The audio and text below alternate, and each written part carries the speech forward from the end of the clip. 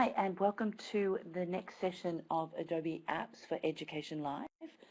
This session, we're focusing on fantastic yearbook photos with Lightroom and Photoshop. And our session lead, or our presenter for this session, is the wonderful, the amazing, the awesome TJim Babbage, who's a solutions consultant with Adobe. Sorry, I had to do that. Who's a solutions consultant and well-known Adobe champion, and he's going to be leading us through the session. As we walk through our session today, there's a questions pod on the bottom left-hand side. So if you've got questions for TJim, please pop them in there and we'll answer them at the end of the session. TJim, if you wanted to share your screen now, please do so. You betcha. I'm going to share what we've got today. Instead of TJim's link on Adobe Education Exchange, we've got his Behance portfolio link. If you haven't played with Behance before, you should. It's fun, and it's a great place for you to develop your own portfolios and students as well. So TJim's link's there, and I'll be popping up other appropriate links as we go along. So TJim, I think it's time to hand over to you. Oh dear. Super. Oh dear. Whoops. No, TJim, no, that was All right. me. Over to you, TJim. See you later. All right. Thanks very much, and thanks everyone for coming by. We got an action-packed half hour here talking about the develop module inside of Lightroom and how to get, once you've got all your images imported and organized, as Tim Plummer was showing you earlier today, now what do you do? And one of the challenges I found, or not challenges so much as interesting aspects of digital photography, is that very often you'll bring an image in, and I'll just pop open one of these in the library mode here for a minute, and you'll think, it looks okay. Exposure looks good, color looks good, it's not so bad. But you'd be amazed at how some very simple tweaks inside the develop module can take an image from looking okay to looking significantly better. And that's what we're gonna focus on, a bit of workflow in that area as well. There's about five I think of it as five major steps in processing your images, and we'll take a look at that process. So I'm going to switch over to the develop module. I can do that either by tapping on the develop label, or I can press the D key, and that'll bring me right into the develop module as well. So what we're going to start with here is sort of the basic workflow that I would normally use to process my images. And the beauty of Lightroom is that really you can come up with your own workflow and what works best for you. But there are some things I find that save me some time right off the bat. And one of those things is actually, interestingly enough, over here on the right-hand side, down near the bottom of the panels on the right, the one referencing lens corrections. Now this is something most people remember to do at some point, but a lot of times people do it after the fact, after they've done all their development. And the challenge there is that when you enable these profile corrections, they can sometimes affect the image in terms of brightness. One of the great things about Lightroom is not only is it a way to organize your images and edit them, but it's also got a vast database of camera bodies and lenses. So a lot of I don't like to use the term defects, but a lot of the characteristics of lenses that are just byproducts of the way the lenses are made, the kind of thing you couldn't have really corrected for in traditional film photography, that kind of information is stored in a database in Lightroom, and we can actually apply right to an image some of those basic corrective options. So we'll take a look at this image. Watch very closely, especially around the edges, around the corners. I'm going to go ahead and just choose Enable Profile Corrections. Did you see that? I'm just going to undo it again and bring it back, and you can see that the image changes a little bit. Basically, some of the deformation or distortion from the lens that was used has been removed. So this will be subtle sometimes or more noticeable, especially with wide-angle lenses. So I always recommend that before you do any development, you go to this step first, the lens corrections, and set Enable Lens Profile Corrections, and also remove chromatic aberrations. Now, chromatic aberrations aren't going to be that noticeable in this particular image, but they're typically a fringing effect or color fringing effect between very bright and very dark pixels. You notice that a lot of times if you got a dark object like a house against a bright gray sky, for example, if you really zoom in on the ridge line of the house, you might see a fringe of color that you aren't expecting. So Lightroom will do its best to remove that aberration, that color issue, and you can actually customize that as well. But those are the two things I do first, right off the bat. And you can also go much deeper into this panel. You can get into searching for specific profiles, changing them if they aren't suitable, and so on. But typically, I leave it at the default settings, and it does a pretty good job. Okay, so once I've done that, I'm going to go to my basic panel here. And this is where really a lot of the global changes occur in an image. Okay, so where we're going to be making alterations to the overall file. And like I said, in many cases, the image may not look terrible at all when you see it at first blush. It may just look fine. But we're going to make some basic changes here. Now, we have options like the auto setting, which lets Lightroom make that decision for me. And sometimes it does a great job, sometimes not. The nice thing is, if I do tap it and I don't like the effect, in this case I think it's a bit too bright, I can just press Command Z or Control Z and undo it. And I can go and work on it myself. Or I can use that as my starting point and decide, you know what? The exposure here, the midtones, they're a bit too bright for me.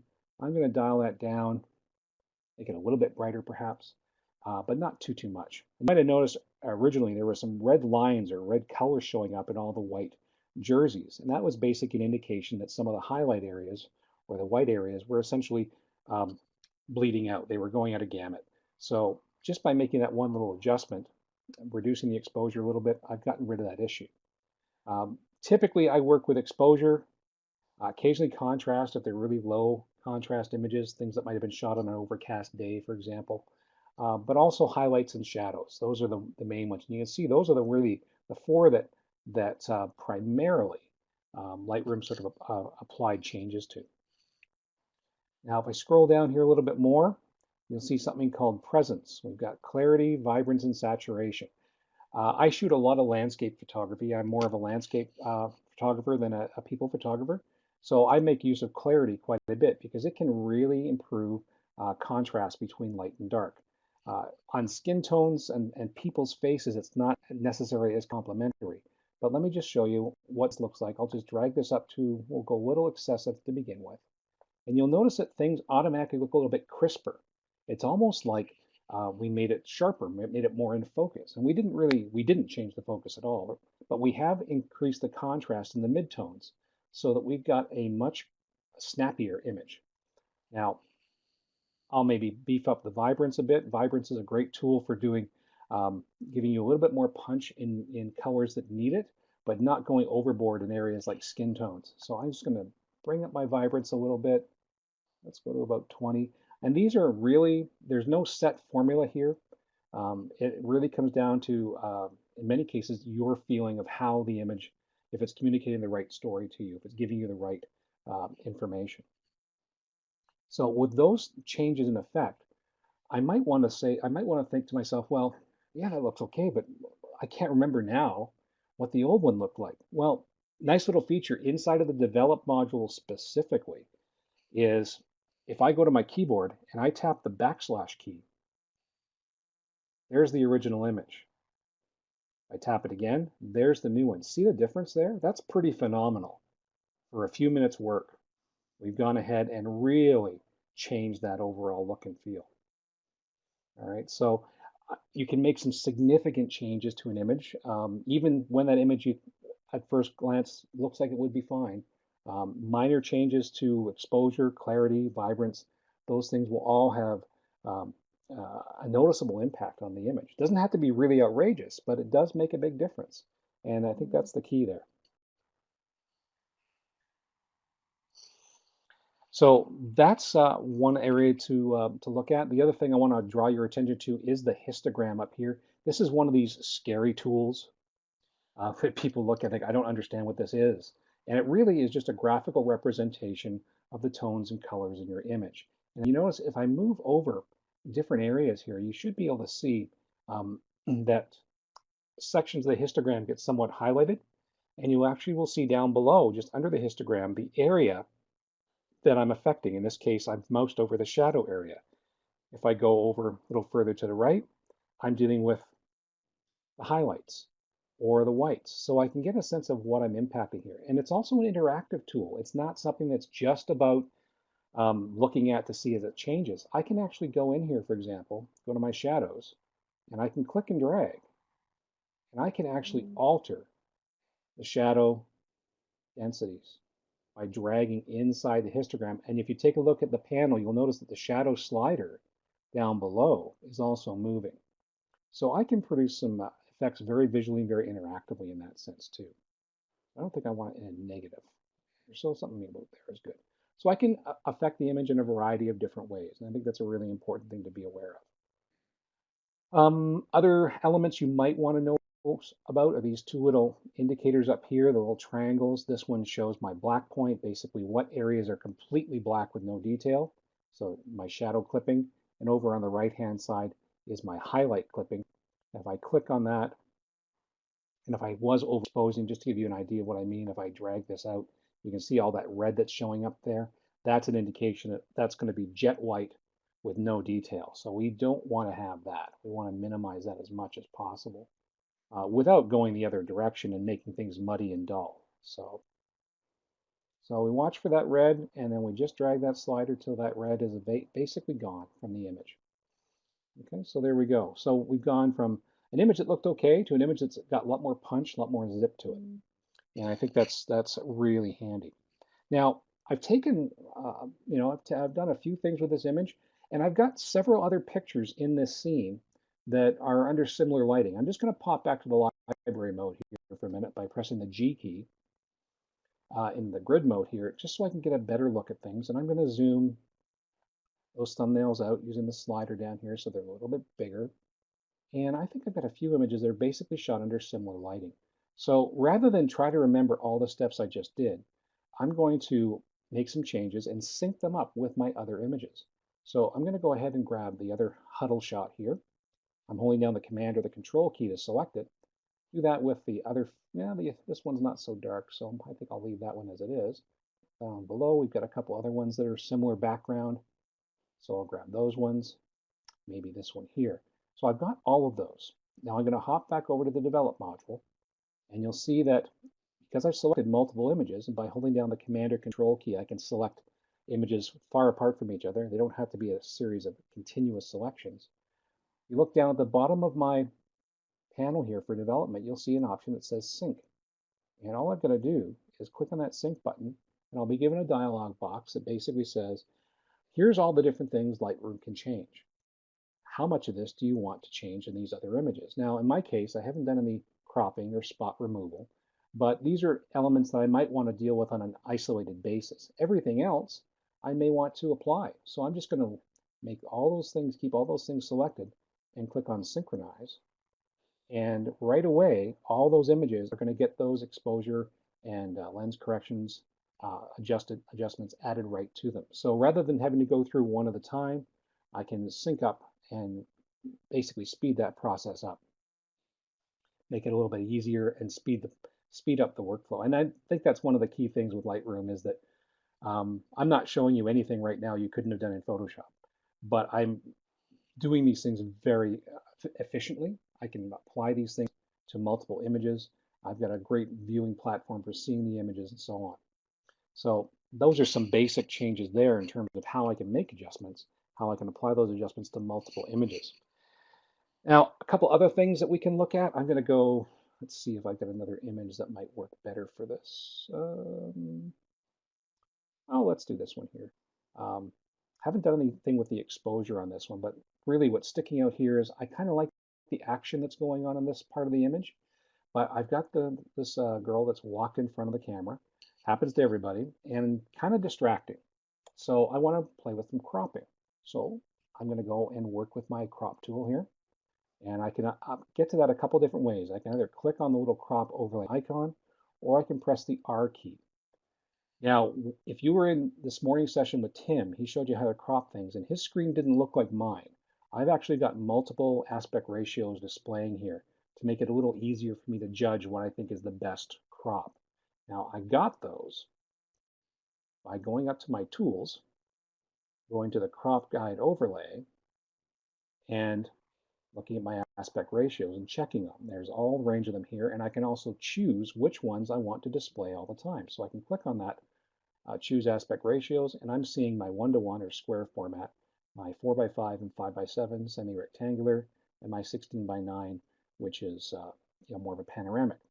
I can add or remove any of these, and those little guides will show up for me, making it a bit easier for me to get a sense of the size. Doesn't mean I have to stick to them. I'm not locked down to them, but it does give me some different ways to sort of view the image in terms of what cropping capabilities are there. So I'm going to go ahead and work with this image. I think I'm going to draw my own manual crop in this case. And like so. Okay, and I'm going to unlock the aspect ratio over here in the crop tool because that's why I could only get a rectangle. There we go. And I'm just going to bring that down a little bit. And you can see as I draw the crop, the aspect ratios work towards the crop I've selected. So what this has done for me is I've helped to isolate the important elements in the scene, given myself really focused on the subject matter, given my soccer players a bit of room to run. Okay, direction that way. So compositionally, they've got some space to go. And then when I press the return key, or the enter key, I now have that image cropped and got all that other distracting material out of the way. So cropping can save an image. And in many cases, if you're working with students on the yearbook, their skills will vary in terms of composition or even equipment. So they may not get close enough to the action to get the shot. So sometimes you can work with the crop tool to get just the information you want. And it's a very interactive tool. And again, non-destructive. Anytime I want, I can get rid of that crop tool, that crop, and go back to my original image. Now, how do I do that? A couple different ways. I'm going to go over to my left-hand panels here. I'm just going to scroll all the way down into something that if you've used Photoshop before, you're familiar with, the history panel. The history panel in Lightroom is very cool because not only does it record every single thing that you do, but it all stays with the file. So I can close Lightroom down right now. And when I reopen it, all those history steps will still be there. That's something you can't do in Photoshop. It's sessional history only. Photoshop remembers the history while the file is open and then discards it once you close the file. This information is retained. And you can see I can mouse over these different choices as I was messing around with my crop, and I can see all the different stages. Or I can go all the way back down to when the original image was imported, and I'm back to my original file. So great learning tool for kids who are working on layout for the yearbook too. They don't have to be worried about ruining anything. They don't have to worry about overwriting a file and making a mistake. They can just experiment, and they can always go back. Right? And that's, I think, a really, really important thing there that's quite critical. Now, other things that we can look at, it's not too much of an issue in this image, but we've got color temperature options that are here. Color temperature basically makes the image either colder or more blue or warmer or more yellow. Right now, white balance color temperature has been basically based on what the camera's metadata indicated. And if I click on that drop-down list, you'll see lots of choices. And these basically tie in with the settings that are available in this particular camera. So depending on the camera you have, if you're shooting in RAW, and I want to be very clear on that, this information is there. So I can make changes to any of the other settings that the camera might be calibrated to. If I was working with a JPEG file, I could still adjust color temperature and tint, but I wouldn't have these options. I'd have the option of, I believe it's as shot or custom. And then I can play around with it, but I couldn't get to any of these presets. Okay. So in this case here, it's a bright sunny day. I think what I'll try is I'll try a daylight preset here. And you'll notice if you look really closely there, and I'll undo that for a second, we went from a bit of a bluey green color, which is sort of bright sunny day daylight, looks like probably noon or 1 o'clock in the afternoon maybe, to something that was a little warmer. And oops, I went back the wrong way there. So silly me, undo that. All right, and let's get back. There we go. And there's my crop, and I'll go back to my daylight. So it gives me a little bit warmer skin tone and so on. I can experiment with that as much as I like, and again, it can be partly subjective, but we want to have natural looking skin tones and things like that. We don't want things looking really strange. This isn't an art project here, so we want this to be something that's going to reproduce the way we want it to. So I'll go back to daylight, like so. So I can work with either the color temperature, or if I was shooting indoors, and this happens a lot, theater productions, all sorts of things happening inside of schools. If the photographer is not using a flash and the lighting is fluorescent, typically what happens there is the color of the light has a tint to it rather than a color temperature. There's a tint. Fluorescent lighting can be a little green, a little magenta sometimes, depends on the lighting. So you can experiment with the tinting to sort of correct for that issue as well. Okay, now let's take a look at dealing with detail a bit more and working with that. I'm going to find an image. Tim sort of showed this morning, and probably the biggest problem I have with the images Tim gave me is the fact that they're all pretty good. So there's not a lot of things here that to really fix in a major way. But let's see if I can find something. This might do it here. There's a bit of a backlit situation. So I'm going to open that up and I'm going to go back to my develop module. And so if we zoom in on this, and you notice as I zoom, okay, if I tap inside the image, I go to a one-to-one image. If I tap again, I go back out to the full image. If I press the command or the control key and the plus key, I can zoom in even more, right? So I can really get a sense of detail. I'm already in there at essentially a 2-to-1 ratio. And then if I hold down the space bar, I'll shift around a little bit. There we go. So what I'm looking for here is noise. And noise is basically, you can think of it as digital grain. You know, if you've ever heard the term film grain, it's basically just a product of the ISO setting and the exposure. It's not something you're going to get rid of completely, but you can help to minimize it either initially by using a lower ISO setting like 100 ISO and making sure your exposures are perfect. Or if you don't have that luxury, and sometimes we don't, we can try to clean that up a little bit by working inside of Lightroom. And if I scroll down a bit here and take a look at the detail section.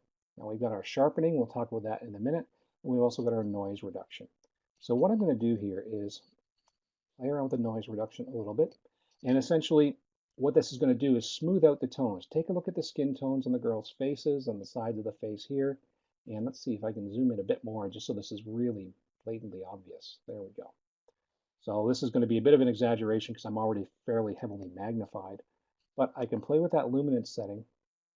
And the idea here is to drag that along until the noise is no longer obvious, but not to the point where your image looks like it's a watercolor painting, right? The noise reduction inside of Lightroom is very good, but it's got a sliding scale here. So the more we apply it, the heavier handed it's going to be. Just to give you an idea, if I go all the way up to 100, you know, things get a little bit watercolory. Things get very soft. Okay, we lose a lot of the intrinsic detail that's there. I can get some of that back by experimenting with either sliders, but really I probably want to keep that down to maybe a smaller amount. Now, how do I judge this if I'm in the process of deciding how much or how little noise reduction? Like all the panels that are here in the develop module, I've got a little on and off switch. So I can just click on this little toggle switch here, and I can see the image and the problems that were there from the perspective of noise reduction. So I'm just turning on and off the detail controls here. If I turn it back on again, take a look specifically over here at the girl's ear and earring and side of her face.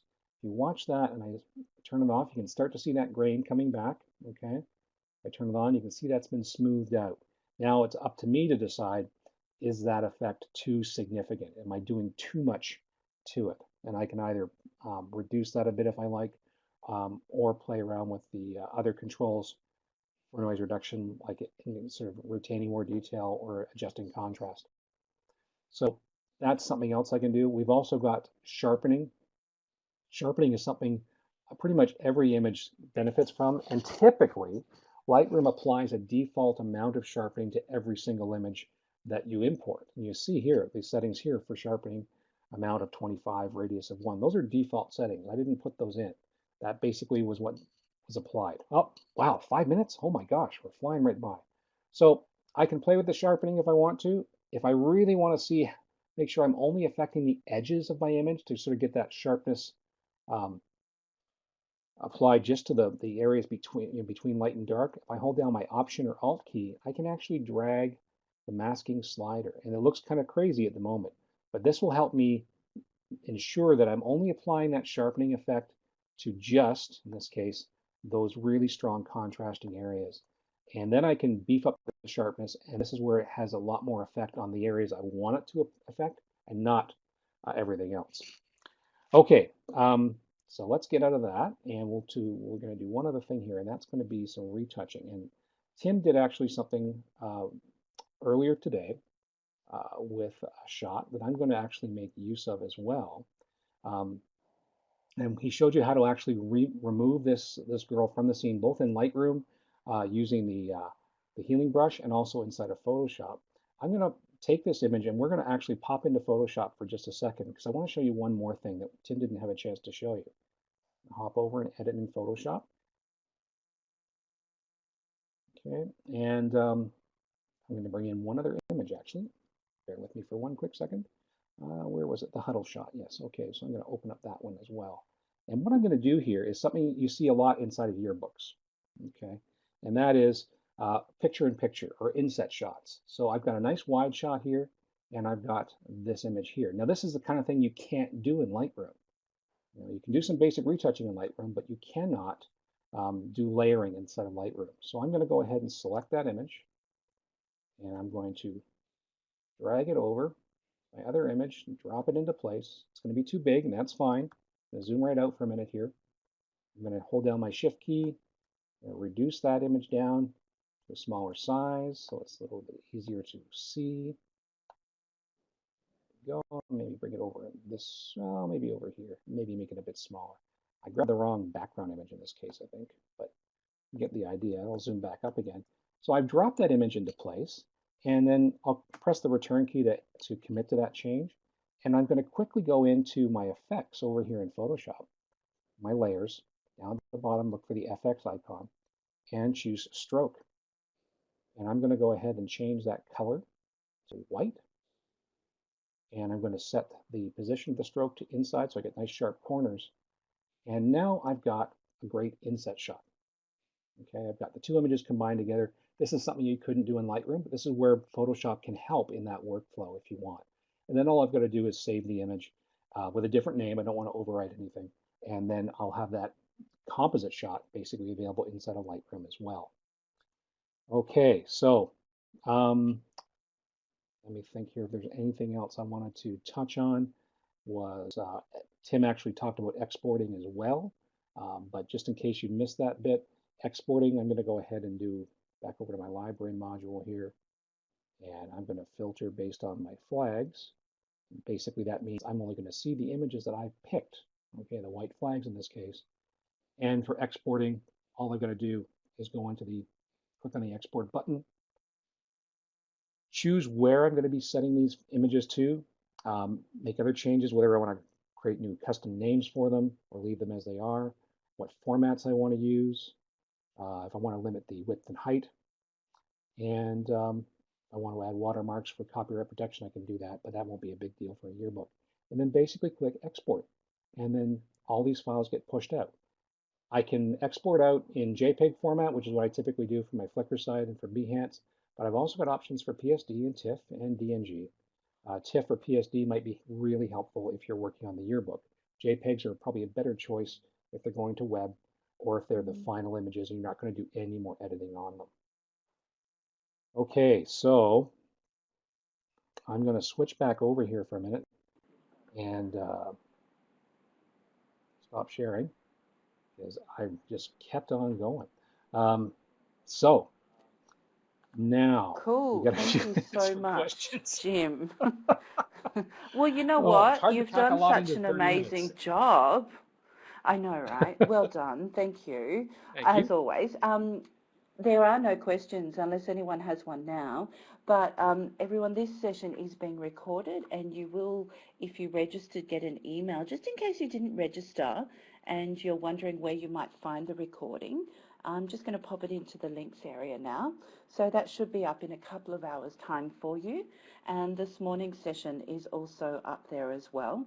There is an edX exchange activity with this, which will have the links and a link to the recording as well, just to cover all angles. So you'll be able to pop into that as well. And of course, there's some other links that I've popped up there around different Lightroom shortcuts and different things that we need to use when using Lightroom. So Jim, is there anything else you wanted to share people if they are moving Um, into Lightroom for yearbooks? Any other tips and tricks sure. that they can't go past?